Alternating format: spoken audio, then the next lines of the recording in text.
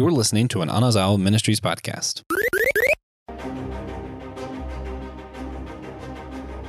What is your favorite sci-fi cartoon?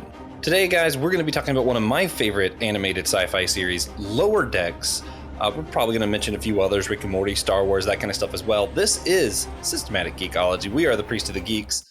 I'm one of your co-hosts today. I am Joshua Knoll. I am also a co-host of the Whole Church podcast, as well as the producer of this show. I'm often called the Josh with the wrong opinions. So today I'm joined by the other Josh, the Josh with the good opinions. Collectively, we are the Josh-I. Josh, what you been geeking out on lately? Lately, a couple different things. One of which is I currently have plans for either this weekend or the next. We're working it out to go to my local Renaissance fair. Nice. It is that time of year. It is, and I've never been to a Ren fair, and I'm very excited for it. We should do a review of the Ren Fest on here sometime. That'd be interesting. We often pitch other episodes during our episodes. If you're new, this is normal. This is very normal. Yeah. Well, guys, let's jump right into the bulk of today's episode. When I say it's one of my favorites, I mean this has become a highlight of my week. I wait till Saturday morning. I wake up before my wife. I grab my dog. I get him situated. I, grab a cup of coffee or a Monster. Maybe I'll get a biscuit or something for breakfast. I sit down, and this has become my Saturday morning cartoon. Yeah, you in fact have got back to Saturday morning cartoons. Yeah, I needed the adult version, and it is just, it's in my life right now, and it is a huge highlight. I love the episodic nature of Lower Decks. But before I go too far, a lot of people are probably thinking, what is Lower Decks? You might not know. It is one of the mini shows that's new and getting a lot of hate from the regular fan base. We got She-Hulk's getting a lot of hate right now. Rings of Power is getting a lot of hate. House of Dragons. What else is getting hate right now? There's a lot of new shows everybody's mad about. Oh, Rings of Power? Yeah, which is just an absolute excellent series. These people are dumb. But... No, I'm just kidding. Everybody is entitled to their opinion, but in my experience, most of their opinions are, it's not like the books. Well, neither were the Lord of the Rings movies, and you shouldn't have expected that. It was never going to be that. It's just a good story on its own. Anyway, yeah, this is another one of those series that's been getting hate. It's not a parody of Star Trek, but it often parodies things that happen a lot in other series, and it is past all the other Star Trek. So all the other Star Trek series are sort of before this one. So a lot of times they'll make jokes about stuff that happened in one of those other series, like something will happen that's happened in one of the older series before, and they're like, wait a minute, that makes no sense. And they just point out why I'm trying not to give any spoilers. Typical things that happen in Star Trek doesn't make any sense. One example, there is a character who dies and is just seen again in another episode. I'm like, should we ask about it? No, we should never ask about it. That's not how we do things here in Starfleet. People die all the time. They come back. That's just how it is. And they just kind of joke about it. And it's like, yeah, it's true. And they point out how it's always the guy with the yellow shirt. And it's like, yeah. They do a lot of that. They make fun of people who only will do one model of a ship from one of the other series because the characters in the show are upcomers. So they really geek out on some of the Starfleet history. And they're like, oh, man, I love this ship. It's the only one I care about. And they're like, why? That's dumb. And they just constantly make fun of stuff, like all of the time. And it's wonderful. And the concept of the show, which just builds to all of the comedy, is just the very concept. If you've watched Star Trek, you know that their thing is first contact. So space is the new frontier. We're going to all these planets. We're making first contact with the people of these planets, introducing ourselves, and creating galaxy peace, basically. That is what Star Trek is sort of about. This show is second contact. They have a follow-up team, see how the planet is doing, see if everything's taken care of, whether or not there needs to be any other negotiations had. It actually makes a lot of sense practically that would be a thing. You're not going to meet a people, say, all right, we're teams now, and then never talk to them again. It's like, hey, cool, we're friends, bye. Yeah. And it just adds for so much shenanigans. I'm like, what do you mean the first contact team did this? Like, what? And they're just, And then there's like just silliness. Like the first contact team is like, we achieved peace, hooray!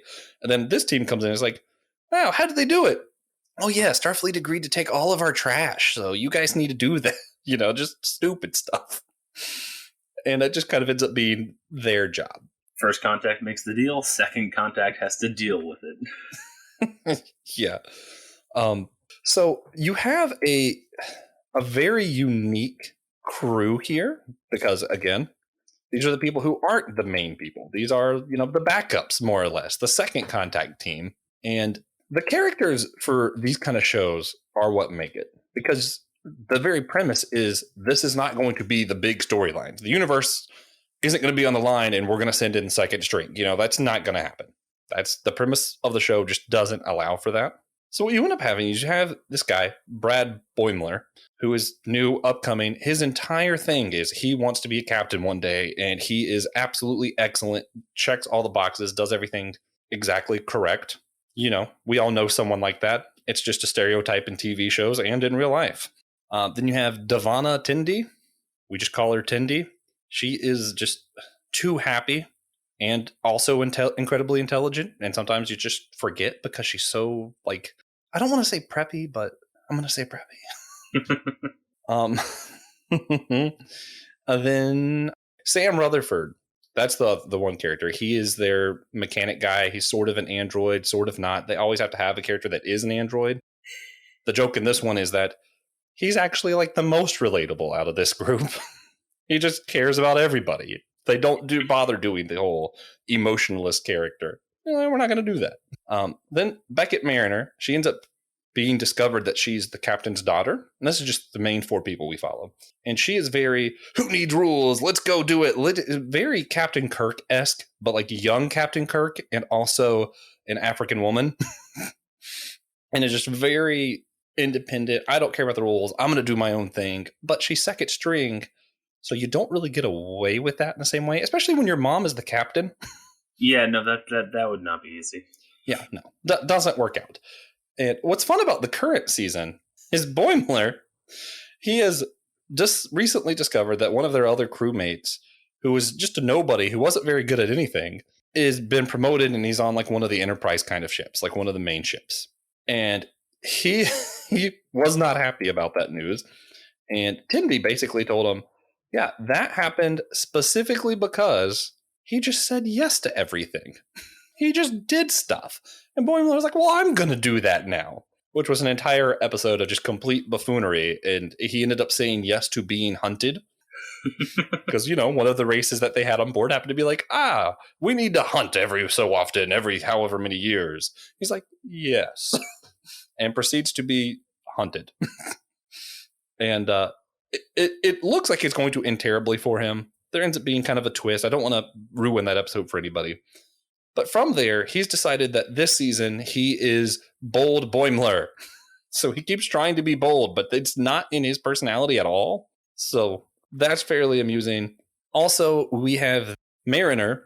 She's been stuck with the ship's first mate in a sense that he's basically been given command of don't let her be her rule-breaking self. And because she's afraid of actually leaving Starfleet, because as much as she likes to break the rules, she likes being where the action is. So she's actively trying to be more into the rules. What's interesting is so far in this season, they haven't really had the two learn from each other. It just so happens that Mariner is trying to become more rule following and Boimler is trying to become bold Boimler.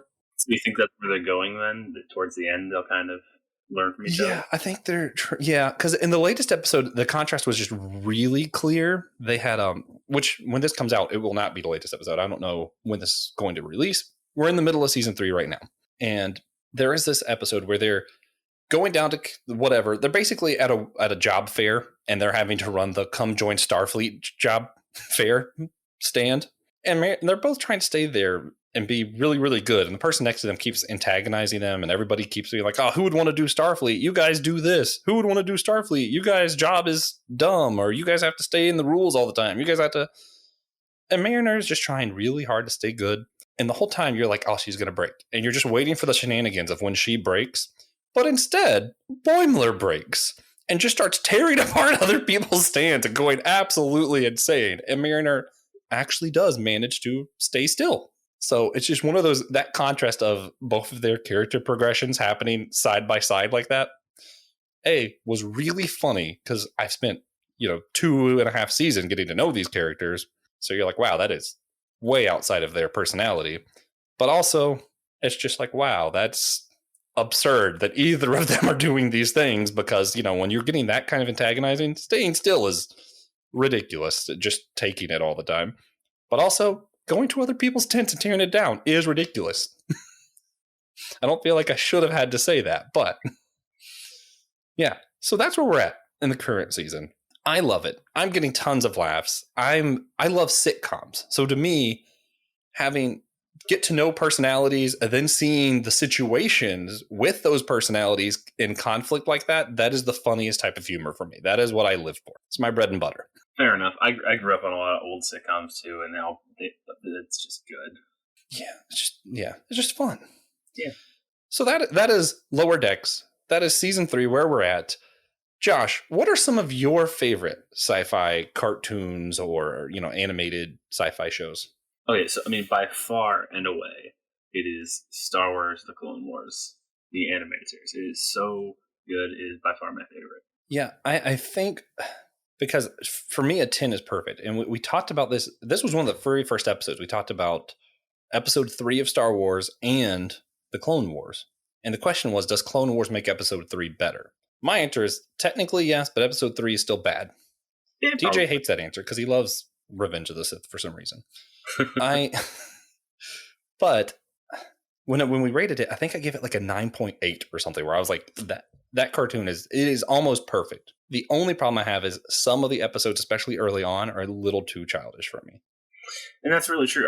I've just started rewatching it, and in season 1, every once in a while, it's like, yes, this is back when this was a kid's show, because it was like that. That's what it was sold as. Like it was a Cartoon Network show that was functionally just a kid's show for the first couple of seasons. But as the show progressed, and it can only progress in one direction because of how that timeline's going, they're like, well, they basically would have been forced to either abandon, the one way they could go, or the show has to get more mature over time, and it did.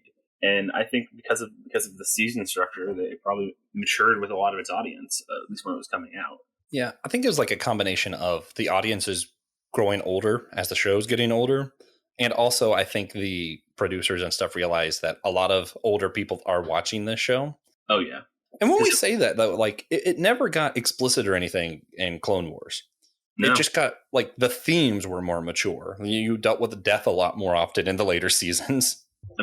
Death and just, like, things that impact in huge communities of people. Yeah. I.e. the Republic. Whereas Lower Decks, from the get-go, they were like, this is comedy, and this is for adults who enjoy Star Trek.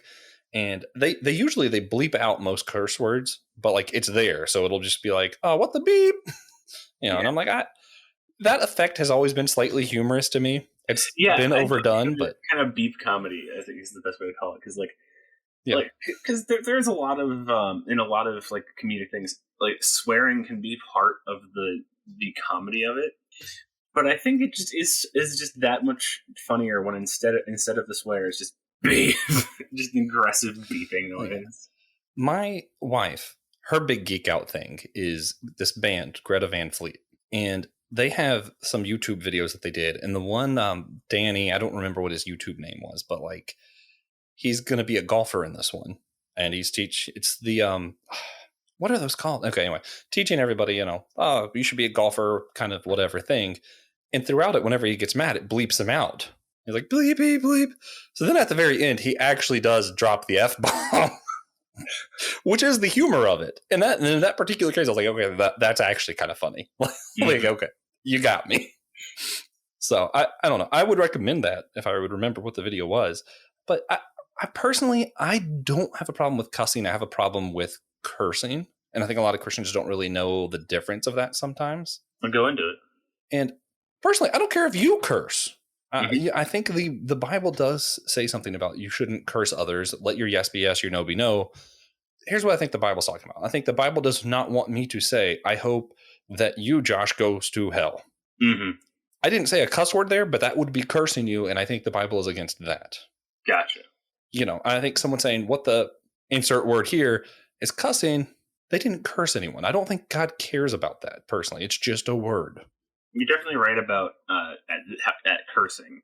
And I'd be like, yeah, I don't have a problem with people cussing. I just don't because of more of the general mandate on wholesome talk, which I would have to find the actual reference to that. But I do not care. Like most of my friends cuss a fair bit. I was like, cool, I don't care. Do what you want. Yeah, my standard is the Bible talks a lot about not being offensive to your fellow brothers and sisters in the Lord. Mm-hmm. And to me, it is, I know who I'm talking to. If I'm on a podcast, I don't know who I'm talking to. So I just be as least offensive as possible. And, that is just how I handle the situation. Also, as far as the let your yes be yes and no be no, this is going to be my last little tidbit on this. That has nothing to do with cussing or cursing. That just has everything to do with when you say yes, mean it. Yeah. If you say follow your word, do what you said you would do. Yeah. If you say heck yeah, God doesn't have a problem with that unless you don't mean it. Do what you say you're going to do. Yeah. Be a man of your word. That is what that's about. But I digress. I just think that's an important side note. Let's see. So you mentioned Clone Wars. Yes. We were talking earlier about Rick and Morty, and that's another one that has a lot of language, and it does not bleep it at all. Other end of the spectrum. Oh yeah. As far as Clone Wars started out as a kid's show, but then slowly, moved towards the more mature end. Then we just have Rick and Morty, which is just, all right, full bore. This is an adult-only show. Oh, yeah. And I feel like Lower Decks is somewhere in between those two. So we talked about before, one that stayed a kid show the entire time. TJ and I did a review of the old Buzz Lightyear of Star Command television series. I'm going to try and put that in the show notes. But that was also, for me, that was my gateway to all sci-fi. It was fantastic, which is also sort of how Lower Decks is functioning for me. So when I was growing up, I watched a lot of the original Star Trek movies.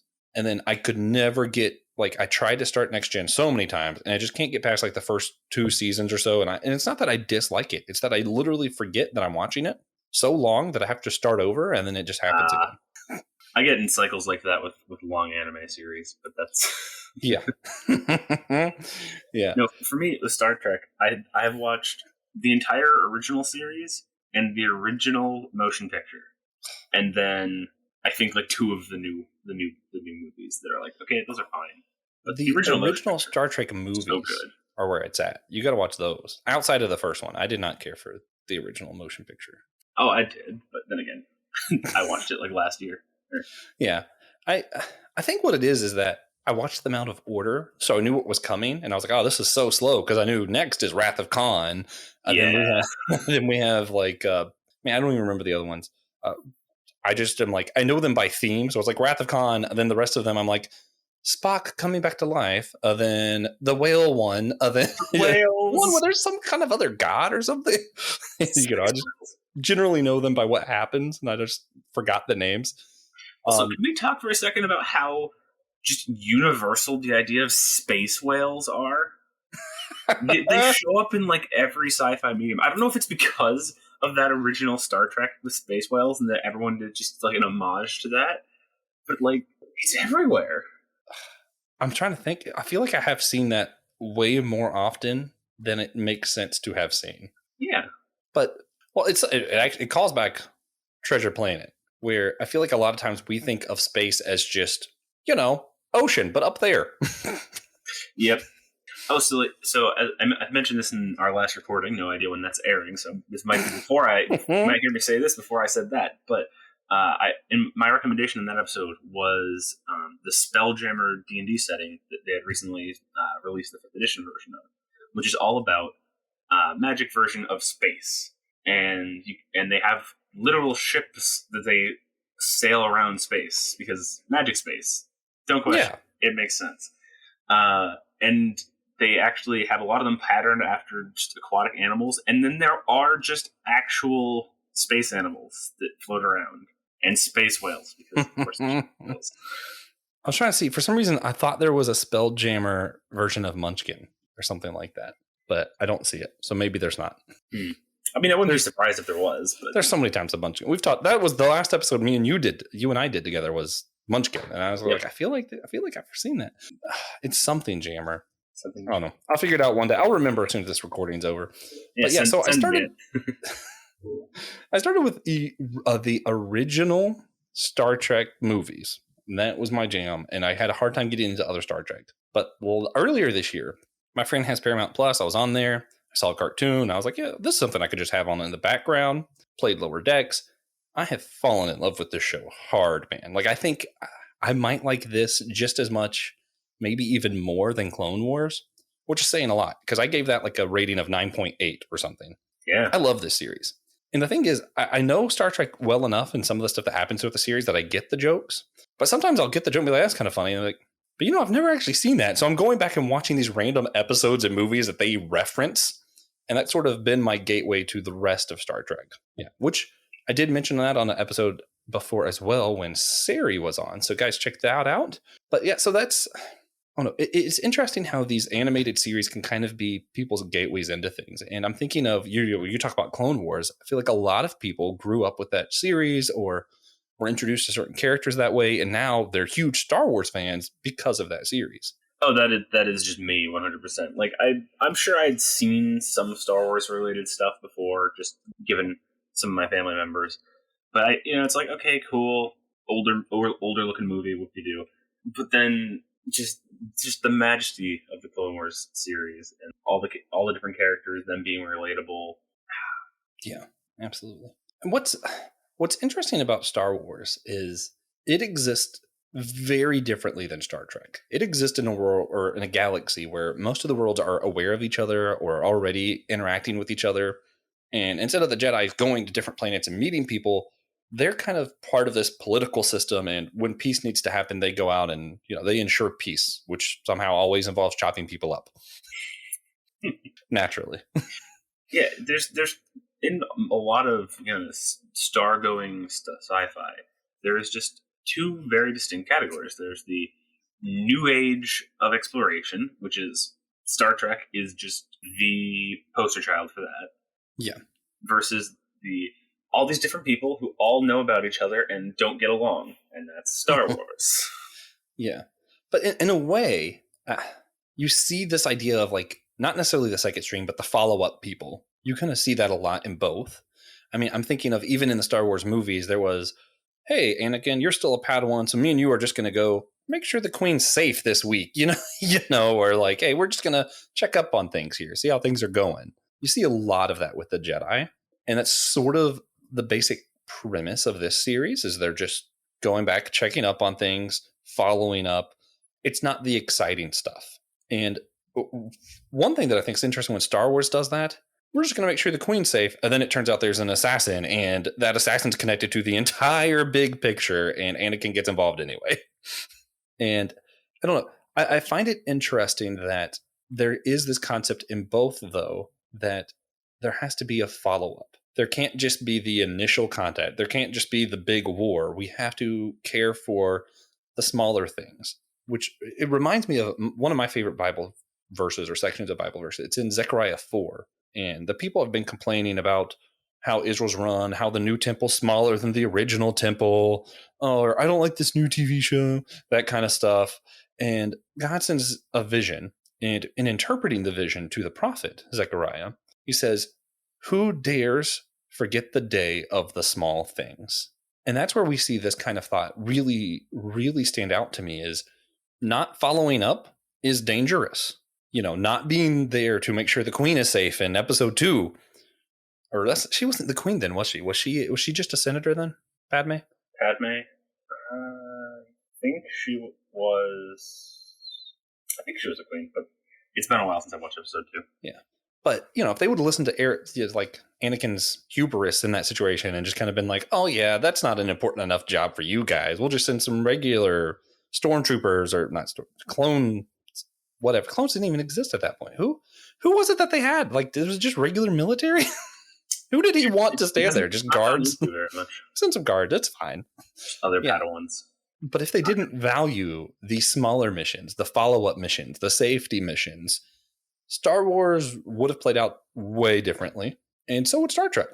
Any universe. Our universe, it is the same way. And I feel like a lot of people just want to be the big picture guy. A lot of people want to be just the guy who goes and shares the gospel and sees hundreds of people saved. And that's my place in the church, is I'm going to go tell everybody about Jesus and everyone's going to be saved. And that's not everyone's place. Paul even said, someone's going to go throw the seed out. Someone's going to tell them about the gospel. Someone else is going to come water it and grow with them. It is an entire process. And it's something that even Billy Graham criticized himself for, that he did a lot of preaching and telling the gospel, but didn't do a lot of discipleship and staying there with people and helping them grow. That follow-up part, the day of small things part, he kind of let go. And that's something that he regretted in his own ministry. And I wonder, I'm going to throw this to you, Josh, because I've been talking too much. Do you see in the church, do you see a lot of follow-up, a lot of emphasis on discipleship, or do you think we're lacking in that area? Do you think we're improving? Where do you see the church's pulse concerning those things?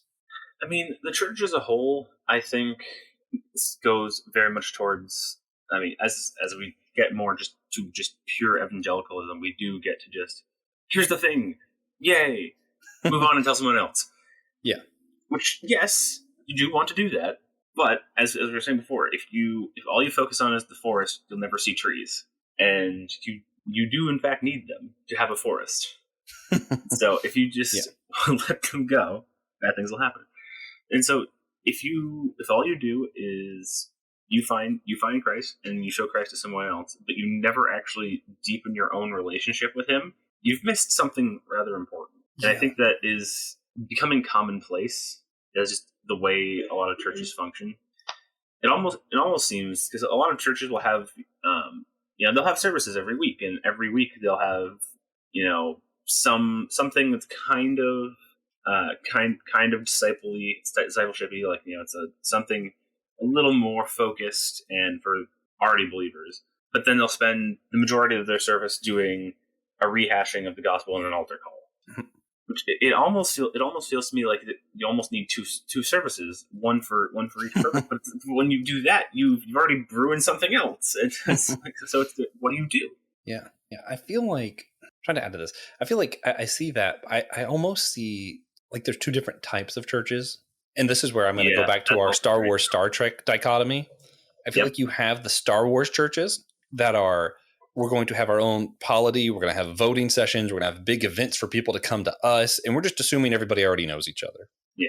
And I think sometimes those churches, actually, they do small groups, and they do a much better job at discipleship sometimes. I think that the heart of the church is moving more towards that direction than it was previously. I feel like the last decade or so, we've really kind of dropped the ball on that, and we're starting to go back towards that. Then you have the Star Trek churches. And some of them are they are only about going out and telling people about God. Go out, tell them about Jesus. Go out, tell them about this. And that is a good thing, mind you. I live in Charlotte, and Elevation Church does a little bit of both, but I feel like it is largely that we're going to go tell everybody about God. Hey, love Jesus. Hey, love Jesus. Hey, love God. They have the small groups, but I haven't seen it emphasized as much in my area. I could just be wrong. But, you see a lot of these ton of churches that are all about just going and telling the gospel. I feel like you need to have both in one congregation, though. You need to have the Star Wars mentality of, we're going to have our polity and we're going to have big events and stuff, but we're also going to go out and people telling the gospel.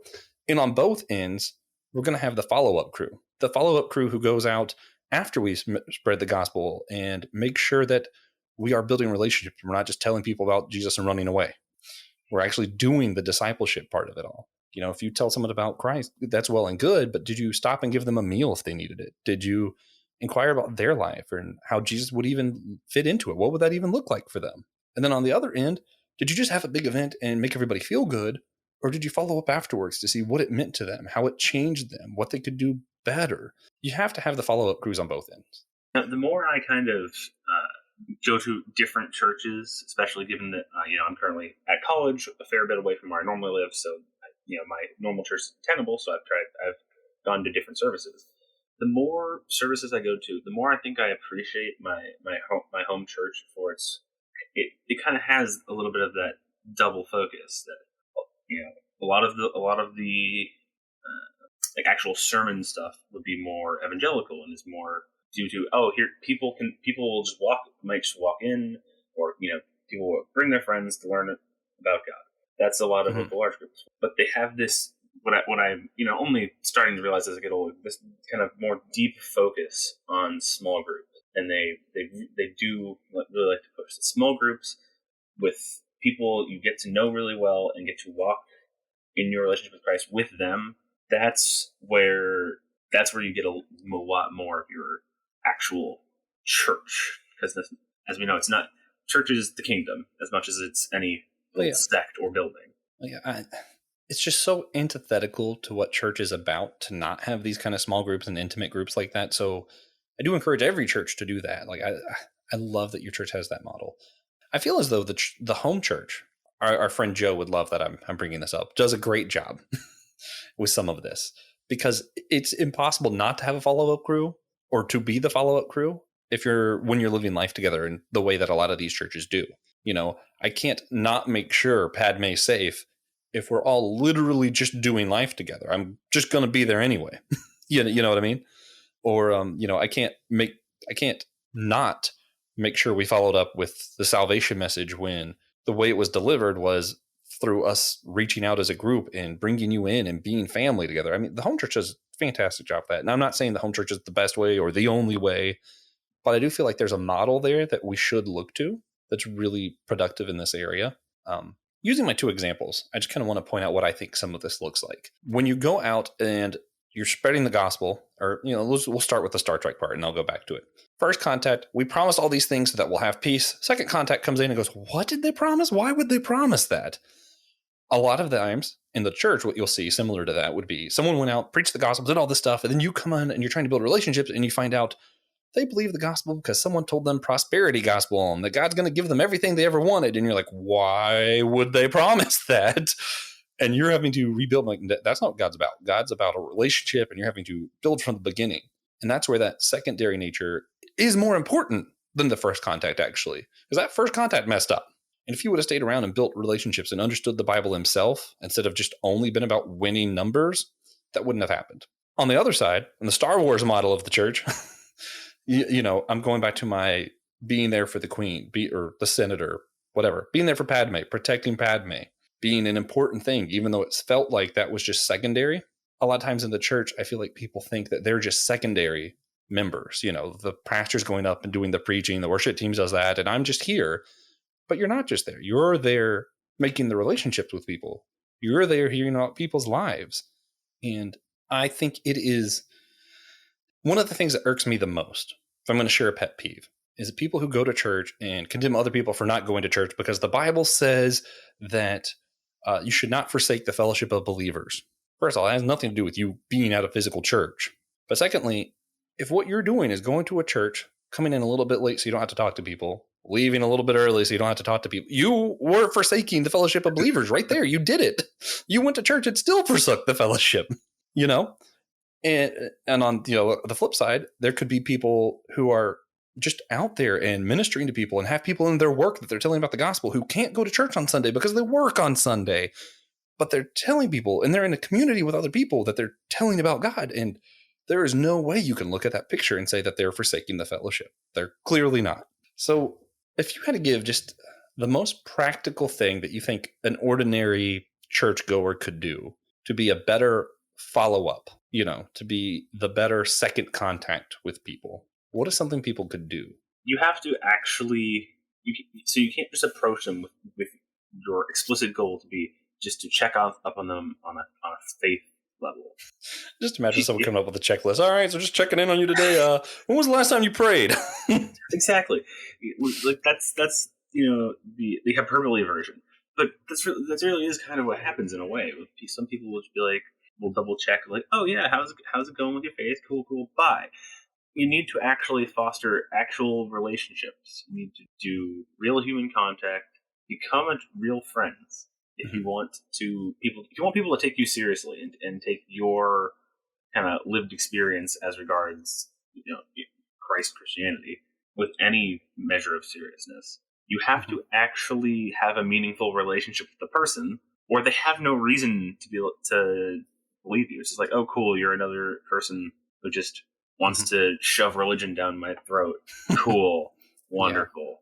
But if instead you actually have a relationship where you show them, the love of Christ through how you act with each other, that's so much more valuable on that kind of a level. then they'll be like, okay, I might want to be in this. I want to be a part of this. I want to see what this is all about. How did this person get to be like this? The amount of studies done that show, whether it be because a cult or a gang or whatever, these terrible groups that we're trying to figure out why do people join, and the amount of studies that have been done to prove that this happens because people want to feel like they belong to something, that should challenge the church. People shouldn't be turning to gangs and cults. It should be very clear that we want them to belong to us regardless of where they're at in life right now. I can think of one really terrible way that the follow-up is done, and I want to see if you have I'm going to end on this. I want to see if you have a recommendation for how it could be done better than this. Okay. This is the worst way I've seen this done, and it happens all the time. The follow-up is just, hey, I haven't seen you at church in a while, and it's like a text, and I feel like it always comes off very judgmental, and I think some people genuinely are like, oh, I miss you, but I do think a lot of people are just like, are you a sinner now? I want the gossip. You know what I mean? But either way, when your text just reads, I haven't seen you at church in a while, that just comes off really condescending and judgmental. And it's just, that is not how follow-up should be done. How should it be done? Well, I mean, going with what I was talking about earlier, just actually be like, hey, what's up? Haven't seen you in a while. I don't get lunch. Like, don't be your first step to try to drag them back into the doors of a church. Yeah. Ask if they want to get lunch. Ask if they want to hang out. You have to get your relationship back to a level where you're close together before you can start trying to pull them into other relationships. Yeah, because a lot of times the reason someone hasn't been at church is because someone said something that offended them, or they got their feelings hurt by something, or their life is actually just really bad right now. They don't want to be around other people, like in a group setting like that. But you reaching out one-on-one might give an opportunity for someone to love them in a situation where they desperately need it. And yeah, I like the I haven't seen you in a while instead of I haven't seen you in church in a while. Like, I feel like don't bring that part up. The concern is about them, not the building of church and how well it's doing. Because I mean, like as we were discussing, it's the fellowship with other Christians, not the building. There is kind of a strange obsession with buildings. Yeah, it that irks me a lot. It's something I plan on talking about on Whole Church soon, which is my other podcast. So you guys check that out at some point. Relatively soon, I will be discussing the church building. More on that later. But did you have anything else you wanted to add, either just about Star Trek, sci-fi animated series, or anything like that before we wrap up? Nah, just Clone Wars is still really, really good. Yeah. Watch Clone Wars. Watch Bad Batch. Watch Rebels, yeah. Watch Lower Decks, please.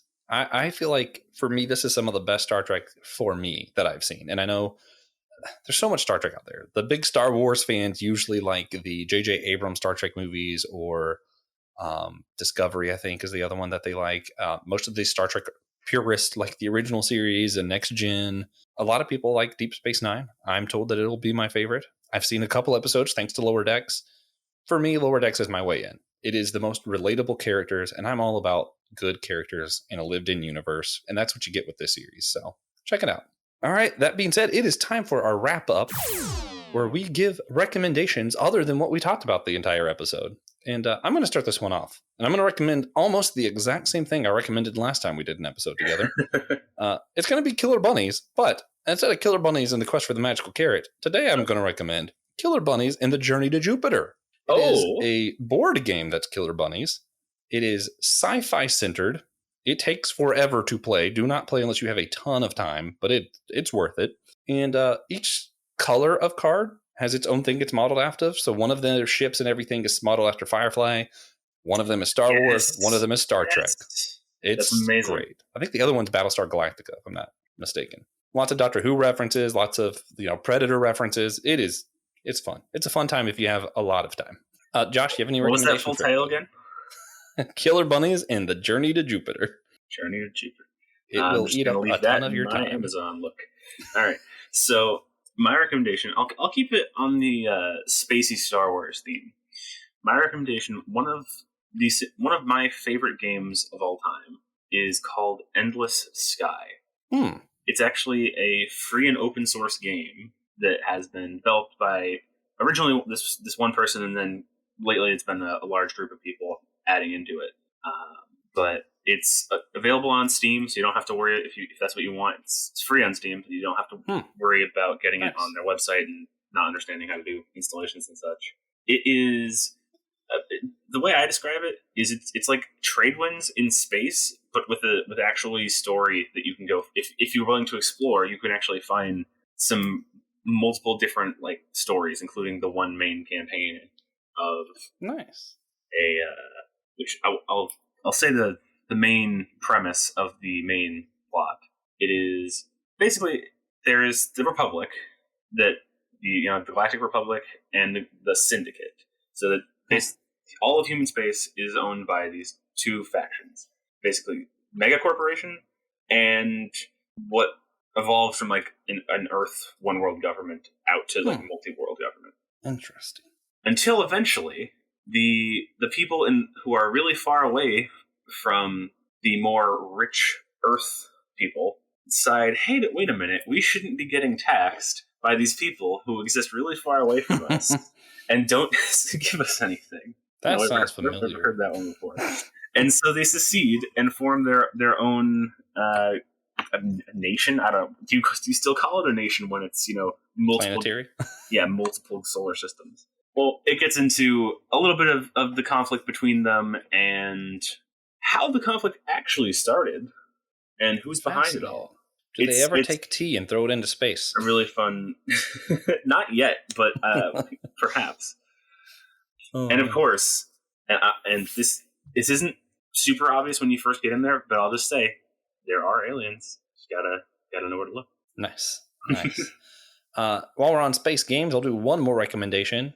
Then I will leave this for hopefully a future episode. This is another future episode pitch of sci-fi video games. Absolutely, if you haven't played Dead Space, do it. It's post-apocalyptic space zombies, basically. It has a lot of like weird religious post-apocalyptic stuff. It's very creepy game.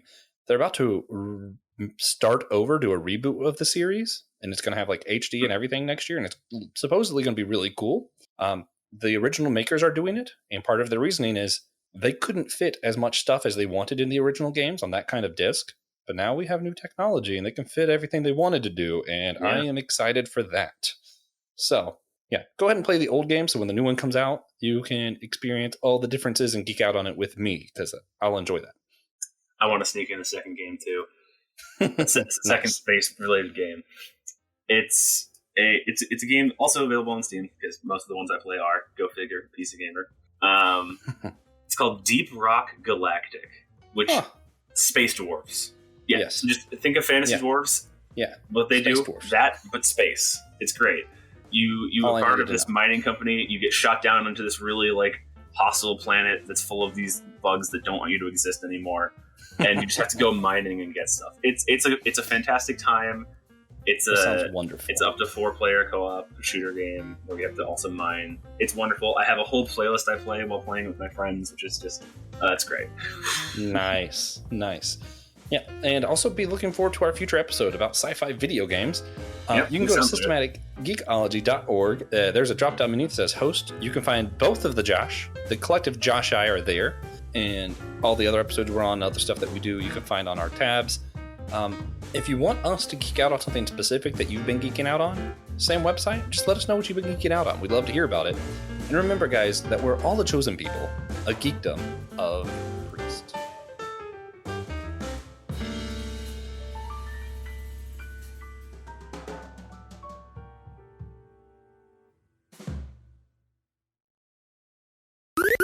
This was an Anazao Ministries podcast. If you enjoyed this show and would like to learn more about our network, be sure to check out the Anazao Ministries podcast network.